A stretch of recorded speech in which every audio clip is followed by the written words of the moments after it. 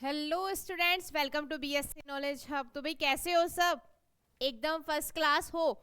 चलो, बहुत बड़ी खुशखबरी है तुम्हारे सभी के लिए और तुम्हें बहुत पता भी होगी ये वाली चीज़ें कि जो बच्चे नॉट प्रमोट थे वो प्रमोट हो चुके हैं।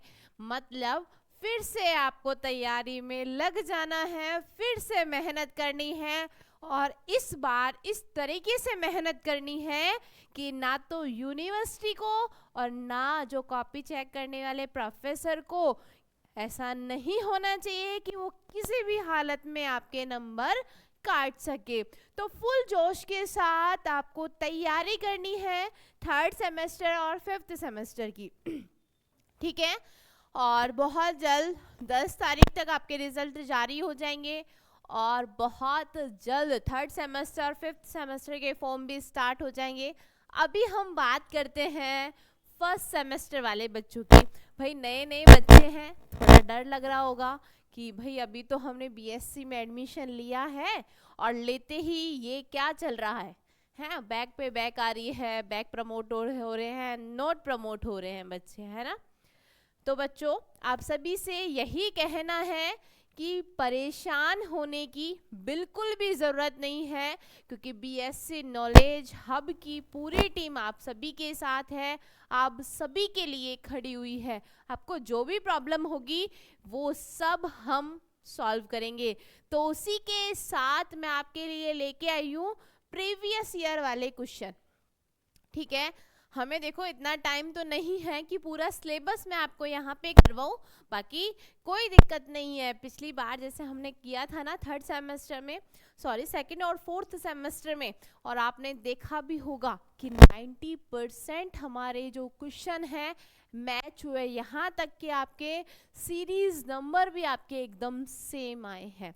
लेकिन फिर से वही कोशिश है आप सभी के लिए कि जो फर्स्ट सेमेस्टर वाले बच्चे हैं बिल्कुल भी हताश ना हो, बिल्कुल भी परेशान ना हो। फिजिक्स में तो बिल्कुल भी नहीं, बाकी सब्जेक्ट भी बहुत जल्द आपके शुरू कर दिए जाएंगे और फिजिक्स का तो रेगुलर स्टार्ट रहेगा। आपके रेगुलर क्वेश्चन यूनिट वाइज की कौन कौन से एग्जाम प्रीवियस ईयर में किस तरीके से क्वेश्चन पूछा गया है और लिखना क्या है आपको।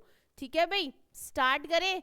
तो लगे रहिएगा और जितना ज़्यादा हो सके अपने दोस्तों के साथ में शेयर कीजिएगा। अपना जो चैनल का लिंक है नीचे दिया गया है वो भी आप शेयर करना है, क्योंकि जो बच्चे परेशान हो रहे हैं कोशिश ये करना कि नए बच्चे बिल्कुल परेशान ना हो।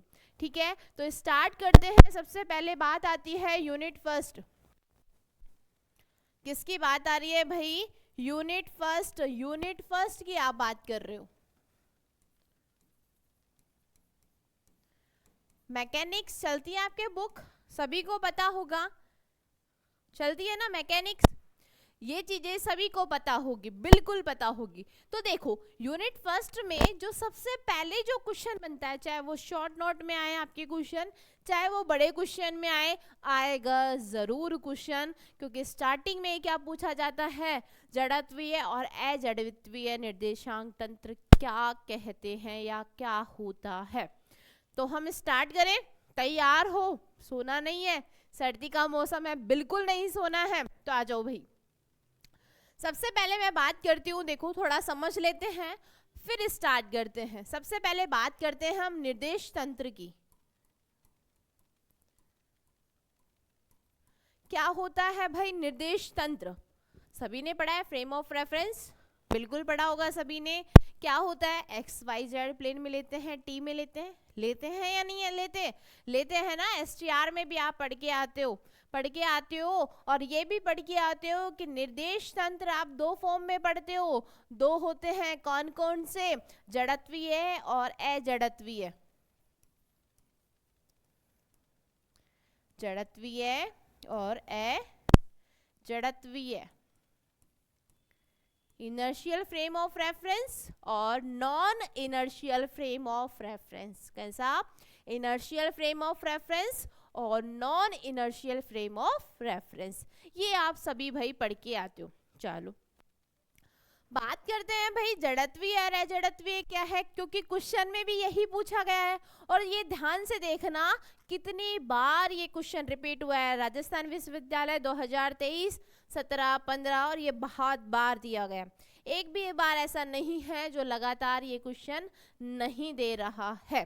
ध्यान रखना 2024 में भी शॉर्ट नोट में क्वेश्चन पूछा गया, ऐसा यहाँ से बिल्कुल पूछा गया था। ठीक है भाई, तो आ जाओ। क्या है निर्देश तंत्र में जड़त्वीय और अजड़त्वीय? निर्देश तंत्र क्या होता है, ध्यान से देखना। क्या होता है कि जो जड़त्वीय निर्देश तंत्र होता है हमारे पास में, कैसा? जड़त्वीय, इनर्शियल फ्रेम ऑफ रेफरेंस जो होता है, उसमें होता क्या है? सबसे पहले हमारे पास में बात करते हैं कि वह निर्देश तंत्र जिसमें कण, जिसमें कोई भी पार्टिकल हमारे कैसा रहता है? रेस्ट स्टेट में रहता है। क्या रहता है? स्थिर अवस्था में रहता है। मुझे एक चीज बताओ, स्थिर अवस्था में है, रेस्ट पर है कोई भी पार्टिकल। जैसे मैं बिल्कुल रेस्ट पे हूं तो मेरे में कोई मूवमेंट हो रही है?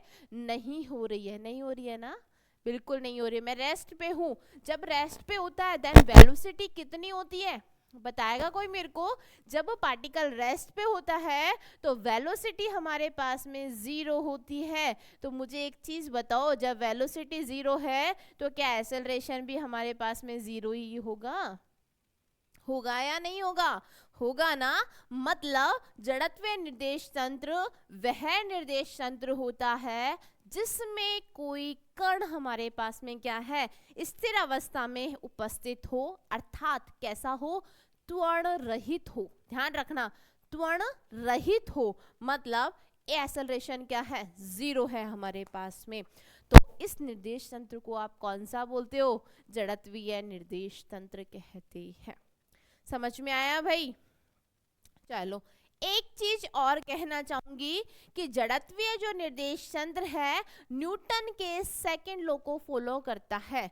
न्यूटन के सेकंड लॉ को फॉलो करता है। और न्यूटन का सेकंड लॉ क्या कहता है भाई? न्यूटन का सेकंड लॉ कहता है कि F बराबर होता है ma। जो फोर्स होता है हमारे पास में वो मास और एक्सेलरेशन दोनों के गुणनफल के क्या रहता है? बराबर होता है। ये कौन बताता है? ये न्यूटन का द्वितीय नियम आपको बताता है। समझ में आ रहा है? चलो, तो सबसे पहली बात, ये किसके लिए एप्लीकेबल है? इसमें कौन सा लॉ फॉलो करता है? न्यूटन का द्वितीय लॉ फॉलो होता है। समझ में आई या भाई नहीं आई? मतलब ये न्यूटन के नियमों को क्या करता है? पालना करता है। लेकिन एक साहब आते हैं भाई नॉन इनर्शियल, अजड़त्वीय निर्देश तंत्र है भाई, आते हैं या नहीं आते? ठीक है, तो सबसे पहली बात, ये क्या फॉलो नहीं करते हैं? न्यूटन्स के नियमों का पालन नहीं करते हैं। ठीक है, और पार्टिकल कैसा रहता है हमारे पास में? पार्टिकल कैसा रहता है? यदि कोई कण हमारे पास में क्या है, ध्यान से सुनना, दोनों चीजों में अंतर बता रही हूं मैं, जड़त्वीय और अजड़त्वीय। तो वापस से रिपीट करें, जड़त्वीय निर्देश तंत्र वह निर्देश तंत्र होता है जब पार्टिकल हमारा कैसा है? रेस्ट अवस्था में है, स्थिर अवस्था में है, स्थिर अवस्था में उपस्थित होता है। लेकिन यदि हम उसको निर्देश तंत्र पर प्रेक्षित कर दिए जाए, निर्देश तंत्र पर प्रेक्षित कर दिए जाए, ठीक है, तो फिर भी वो क्या रहेगा? स्थिर अवस्था में ही रहेगा, उसका एक्सेलरेशन 0 ही रहेगा। उसे क्या बोलते हैं? जड़त्वीय निर्देश तंत्र कहते हैं। लेकिन बात आती है अजड़त्वीय निर्देश तंत्र, सबसे पहले ये न्यूटन्स के नियमों की पालना नहीं करता है। फिर क्या होता है भाई? कि वह निर्देश तंत्र जिसमें पार्टिकल या कोई कण कैसा है हमारे पास में? त्वरण रहित है। ध्यान रखना, त्वरण रहित है। लेकिन जब उसको क्या किया जाता है? निर्देश तंत्र पर प्रेक्षित किया जाता है, निर्देश तंत्र पर क्या करते हैं? प्रेक्षित करते हैं, तो वो त्वरण सहित हो जाता है, रहित नहीं, एक्सेलरेशन आ जाता है उसमें, त्वरण सहित हो जाता है। ध्यान रखना, दोनों में अंतर। ठीक है, मतलब यहाँ पर एक्सेलरेशन डज नॉट इक्वल होता है जीरो के। इस तंत्र को क्या बोलते हो? अजड़त्वीय निर्देश तंत्र कहते हो।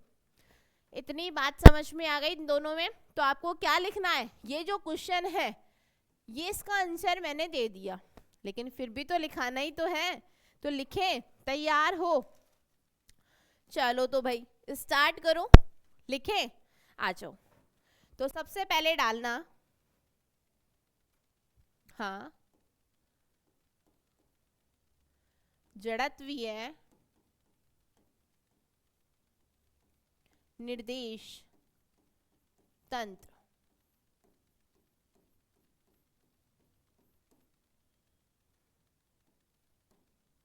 ठीक है, लिख सकते हो इंग्लिश में इनर्शियल फ्रेम ऑफ रेफरेंस। कैसा होता है? Inertial frame of reference. आप लिख सकते हो या मैं लिखूं? लिख लोगे? चलो अच्छी बात है। तो लिखिएगा, वह निर्देश तंत्र, वह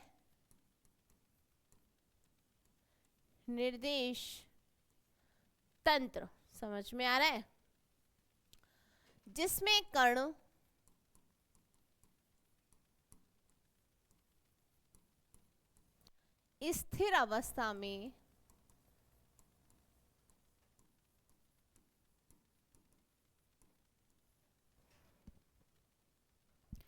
स्थिर अवस्था में उपस्थित होता है। वह निर्देश तंत्र जिसमें कण कैसा रहता है? स्थिर अवस्था में उपस्थित रहता है। समझ में आ रहा है? मतलब कैसा है? त्वरण रहित है। एक्सेलरेशन किसके बराबर है भाई? जीरो के बराबर है यहाँ पर। इतना समझ में आया सभी को? कोई दिक्कत? बताओ भाई। ठीक है, और तो यहां तक समझ में आ गया कैसा है? स्थिर अवस्था में होता है और निर्देश तंत्र पर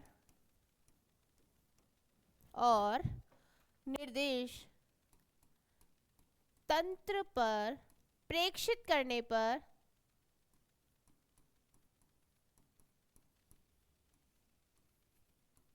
प्रेक्षित का मतलब समझते हो? दिखाई देने पर। समझ में आ रहे हो कि प्रेक्षित का मतलब क्या होता है? दिखाई देने पर। समझ में आ रहा है? पर कण कैसा दिखाई देता है भाई? त्वरण रहित दिखाई देता है, प्रेक्षित होता है, ऐसे भी लिख सकते हो। ठीक है, त्वरण रहित प्रेक्षित होता है। तो इस निर्देश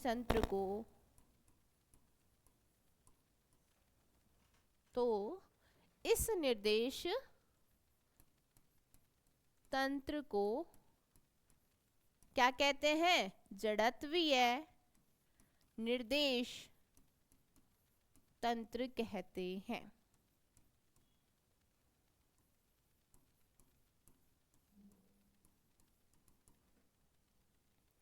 ठीक है, समझ में आया यहां तक? सबसे पहली बात। दूसरी बात क्या है? ये न्यूटन के द्वितीय नियम को पालना करता है, तो इसीलिए न्यूटन के द्वितीय नियम से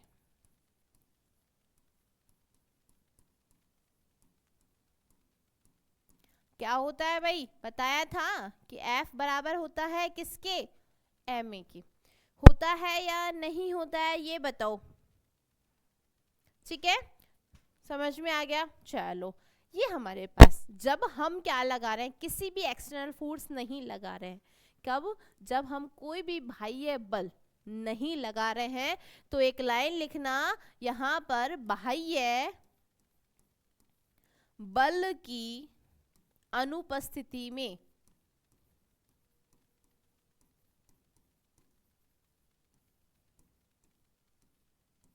क्या होता है? फोर्स किसके बराबर होता है? जीरो के। फोर्स किसके बराबर? जीरो के।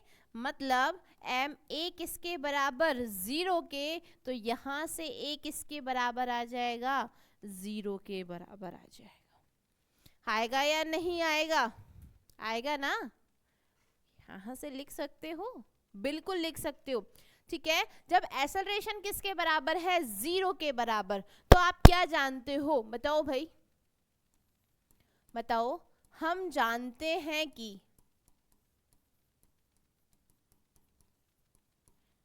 ए बराबर होता है भाई डीवी अपॉन किसके? dt के।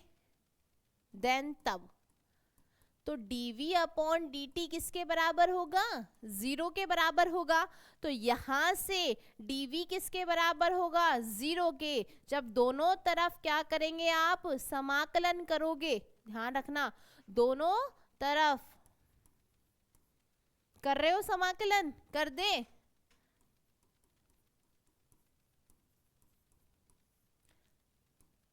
करने पर क्या आता है? v किसके बराबर आता है? कांस्टेंट। मतलब किसके बराबर आता है? नियत रहता है आपके पास में। ध्यान रखना इस चीज को। और यही क्या कहलाता है? जड़त्वीय निर्देश तंत्र कहलाता है। समझ में आया? तो पूछे जड़त्वीय निर्देश तंत्र क्या कहते हैं, यहाँ तक आपको बताना है विद प्रूफ के साथ में। ध्यान रखना, ऐसा नहीं है कि एक सिर्फ डेफिनेशन लिख के आप काम करके आ जाओ, ऐसा नहीं होगा।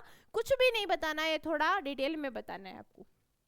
ठीक है, अब बात आती है दूसरा, अजड़त्वीय निर्देश तंत्र।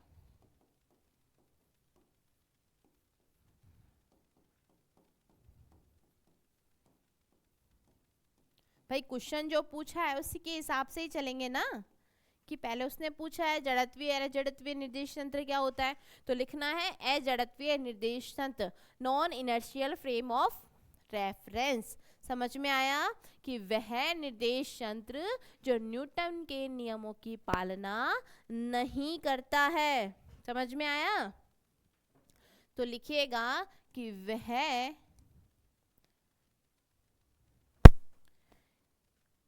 निर्देश तंत्र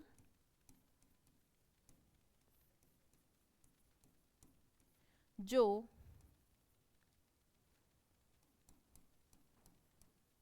न्यूटन के नियमों की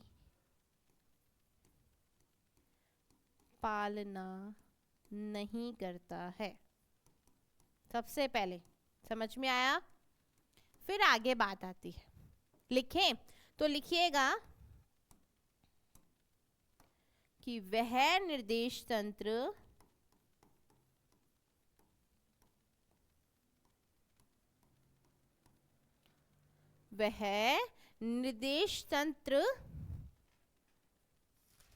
जिसमें कण कैसा रहता है? वह निर्देश तंत्र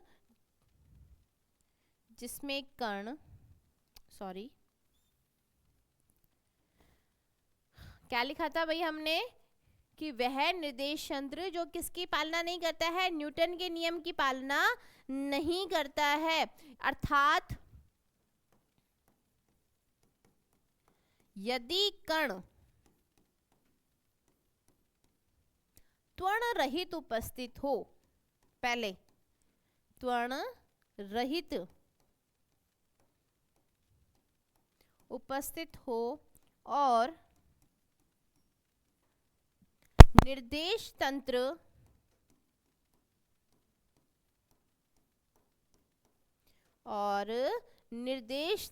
पर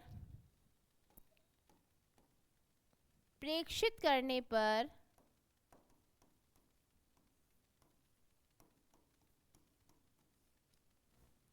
निर्देश तंत्र पर प्रेक्षित करने पर त्वरण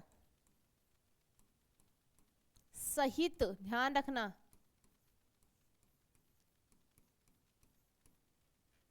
प्रेक्षित हो, त्वरण सहित प्रेक्षित त्वरण सहित दिखाई दे, कुछ भी बोल सकते हो, समझ में आया?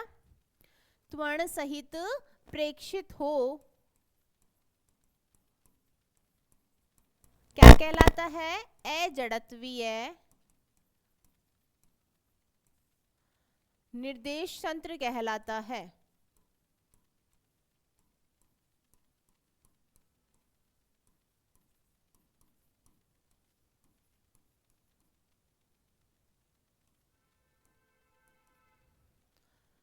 ठीक है, इतना समझ में आया?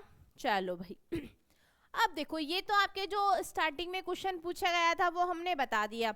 अब आगे का क्वेश्चन क्या पूछ रहा है वो भी तो जानना जरूरी है। यहाँ तक कि स्पष्ट व्याख्या कीजिए कि सिद्ध कीजिए कि गैलीलियो रूपांतरण में दो बिंदुओं के मध्य दूरी या विस्थापन कैसा रहता है? अचर रहता है। मतलब कैसा रहता है? सेम रहता है, नियत रहता है। तो बताना है, बताओगे ना? चलो भाई, तो सबसे पहले भाई सीधी सी बात है, हमें डायग्राम की जरूरत पड़ेगी, वो हम अभी बनाएंगे। आ जाओ तो देखो, दो निर्देश तंत्र हैं, हम दोनों की बात करते हैं। ठीक है, थोड़ा टेढ़ा मेढ़ा हो देख लेना, है ना भाई?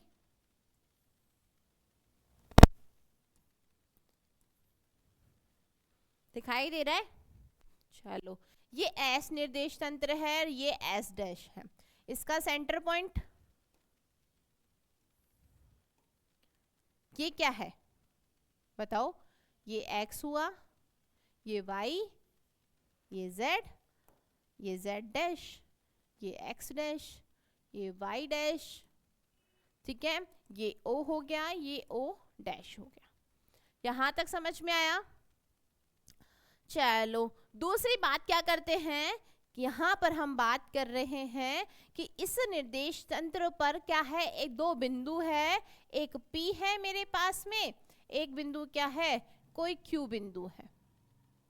मैंने माना इन निर्देश तंत्र पर क्या है? दो बिंदु है, एक P बिंदु है और एक Q बिंदु है। बिंदु O से बिंदु P, ध्यान रखना, बिंदु O से बिंदु P का जो स्थिति सदिश है आपके पास में, स्थिति सदिश कितना है?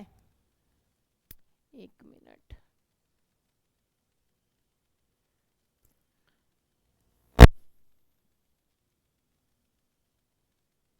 हाँ, जो स्थिति सदिश है वो है R1 वेक्टर, और O से बिंदु Q का स्थिति सदिश है R2 वेक्टर। ध्यान रखना, मैंने यहां मान लो, हाँ, बिंदु P और बिंदु Q।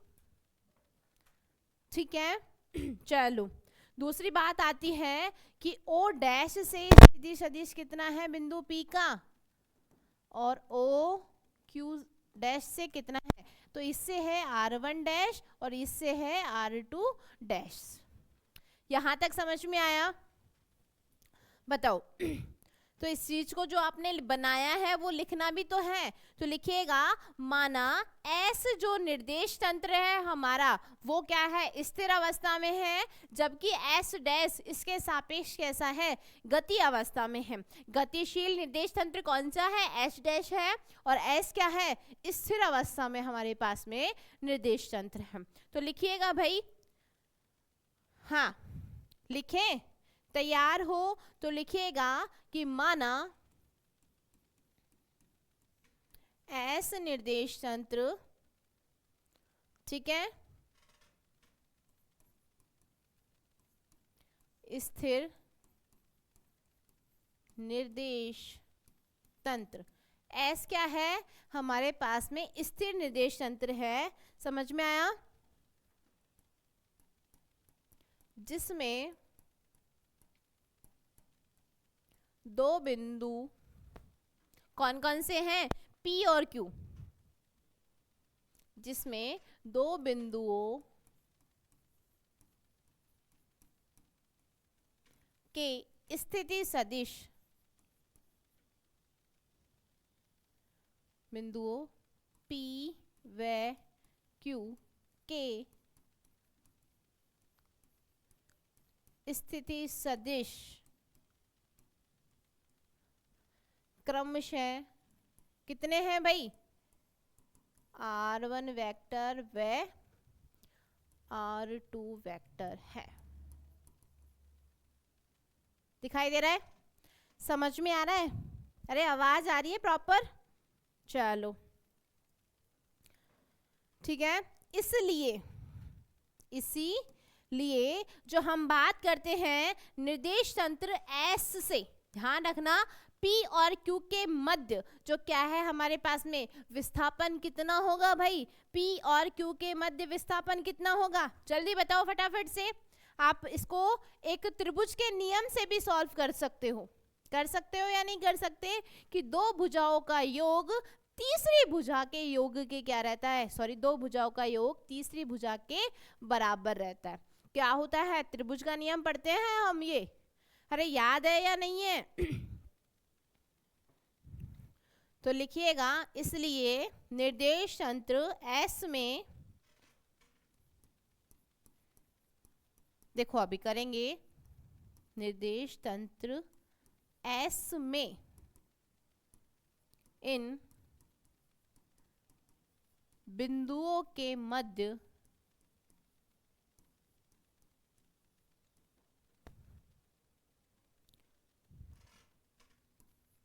सदिश विस्थापन,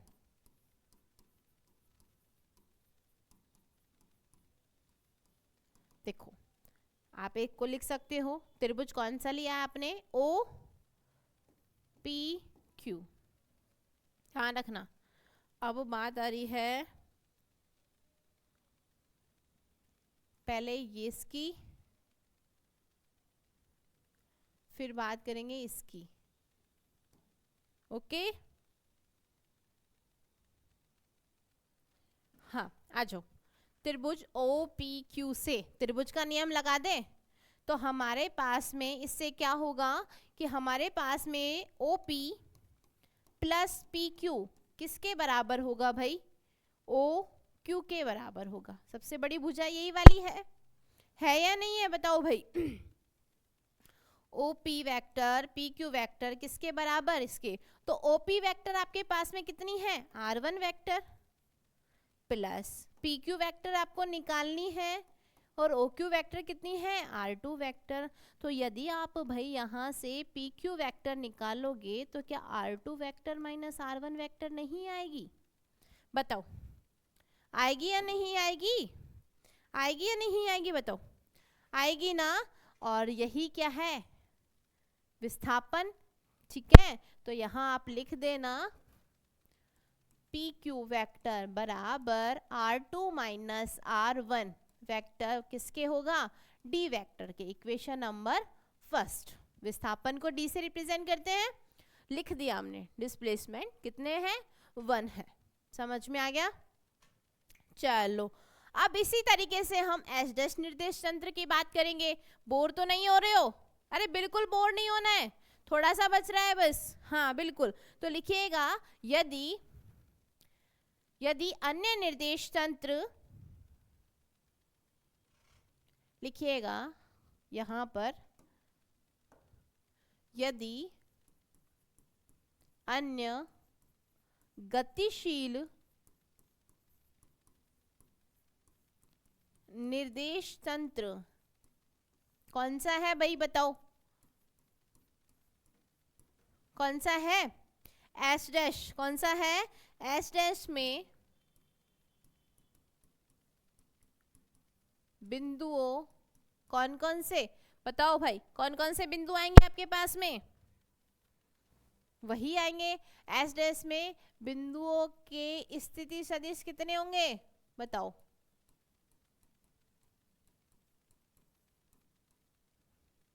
R1 डैश व R2 डैश होंगे या नहीं होंगे? होंगे। हो तो होंगे ना? हो तो स्थिति सदिश के गैलीलियो रूपांतरण से निकालना है। स्थिति सदिश के गैलीलियन रूपांतरण से। क्या पढ़ के आए हो बताओ, क्या पढ़ के आए हो, जल्दी बताओ कितना लेगी, फटाफट से बताओ कितना लोगे, बताओ भाई कितना लोगे आप। R1 डैश निकालोगे तो R1 डैश किसके बराबर आएगा, R1 माइनस VT। अब मैडम ये कहाँ से आया है, मुझे एक चीज बताओ, डिस्टेंस में से डिस्टेंस से निकलेगी, क्या आपने ये फॉर्मूला पढ़ा है,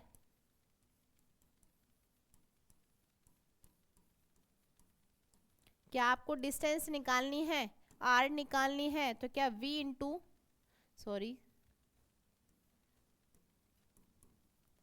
ये नहीं होगा, V इंटू टी यहां से, तो वही तो मैंने किया है, R1 माइनस VT कर दिया। बताओ आएगा या नहीं आएगा, ये इक्वेशन नंबर कौन सी हो गई, सेकंड। इसी प्रकार ध्यान रखना,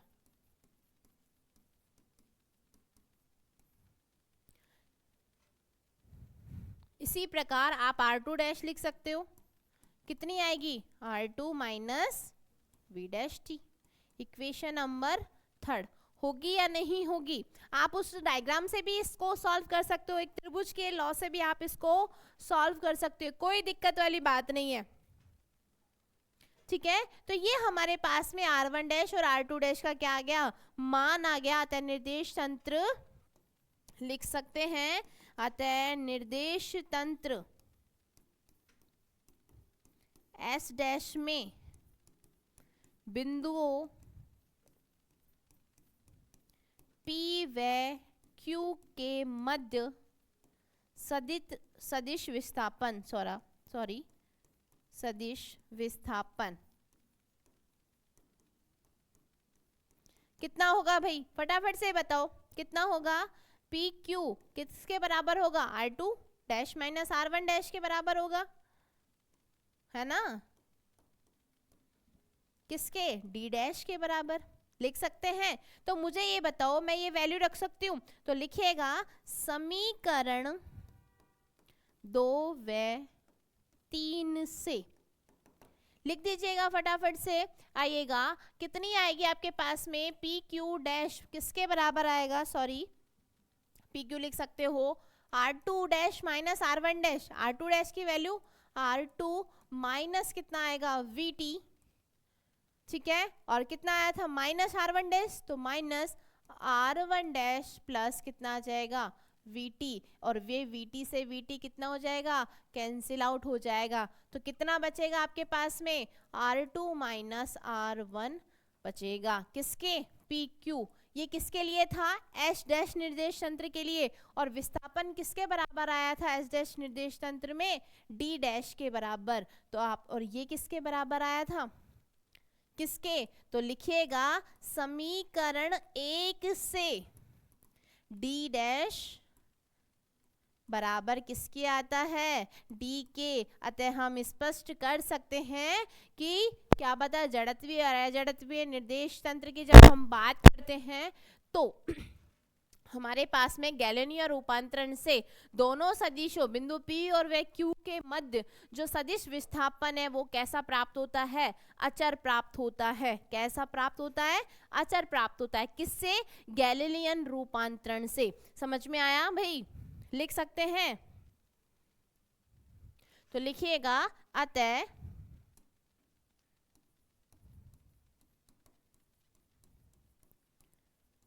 गैलीलियन रूपांतरण से दो बिंदुओं के मध्य सदिश विस्थापन, बताओ भाई, विस्थापन अचर प्राप्त होता है,